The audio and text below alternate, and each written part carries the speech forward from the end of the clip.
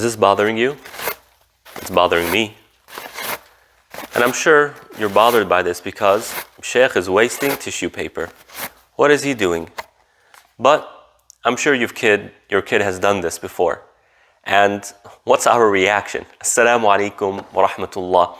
In today's video, we're going to look at how to correct our grandchild's behaviors. Now, as I was pulling those tissues out, trust me, I was feeling boiled. I was boiling inside. I'm wasting tissue paper.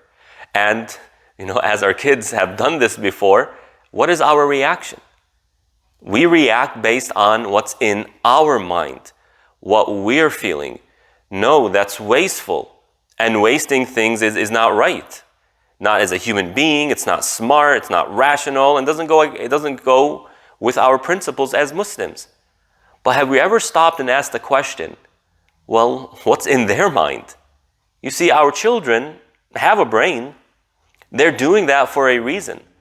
But their brain isn't fully developed. They're still learning. And so what they are doing, how they perceive what they're doing and why they're doing it is going to be very different in comparison to what we're thinking and why we would do something like this. And so when we want to correct our grandchild's behavior, start by asking them the question, hey, why are you doing that? With a smile on your face. As soon as you put the frown, as soon as your voice is threatening, the child becomes afraid and shuts out. Now I had to protect myself. And nothing gets done. We close the door of building our children. But when we stop and we say, oh, well, that seems interesting. What are you doing? Why are you doing that? The smile on your face. They'll come and they'll say, I like the sound it makes when I'm taking it out. I'm so interested. Look how the tissue just falls really slow. Look, it's as though it's flying. Wow, that's really interesting. Now, of course, we're talking about a young child here. But that's what they're thinking of. And play on that. Don't try and tell them, you're wrong. Why? Because, what the child sees is they're doing something very rational. And when the parent comes and starts threatening them and screaming at them, no, I have to clean this up now. No, you have to clean this up. What are you doing? That's wrong. You're wasting. It shuts the parent from the mind of the child. Why? Because the child sees the parent as being irrational. Why are they upset? I'm doing something very interesting. I'm trying to learn. Look at how it flies. This is unique. But when we stop and ask them the question, we are allowing them space to express themselves. Remember in previous videos how we talked about the importance of communication and the importance of instilling this skill in our children, even our husbands and our wives. The ability to express ourselves, to voice our opinion. You're building that in your child.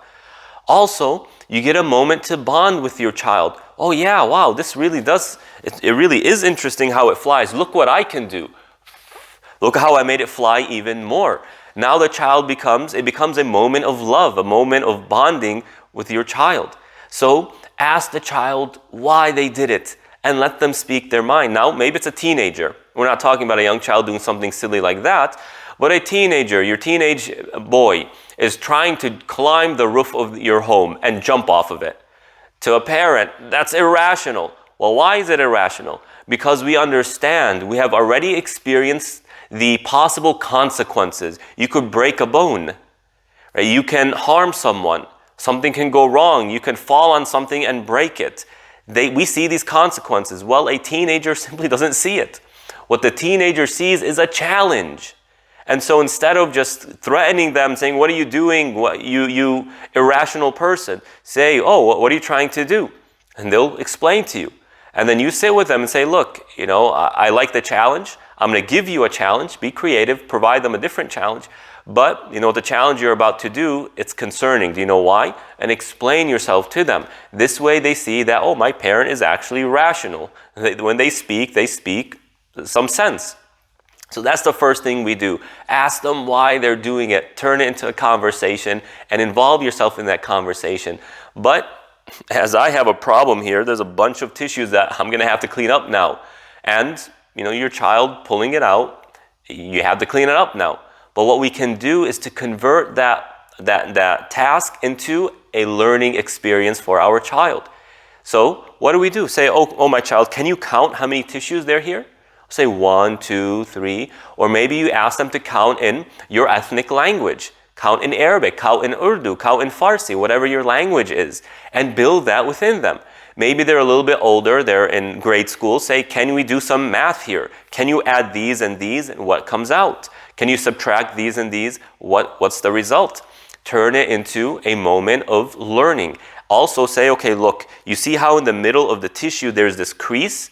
It's there because you can fold it. And look, we can reuse this tissue just because it fell on the floor, so long as there's no dirt and clearly there's no germs that have come on the tissue, we can reuse it, we can put it back. Or teach them, okay, let's find a creative way to use this tissue instead of just throwing it away. Teach them the Islamic principle. In Islam, Allah subhanahu wa ta'ala says, وَلَا تُسْرِفُوا, don't be extravagant in how you use and consume things.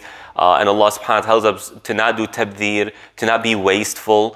Teach them this. You convert this moment that you could have used as a threat, threaten the individual. It could have drew the child a little bit more distant from you.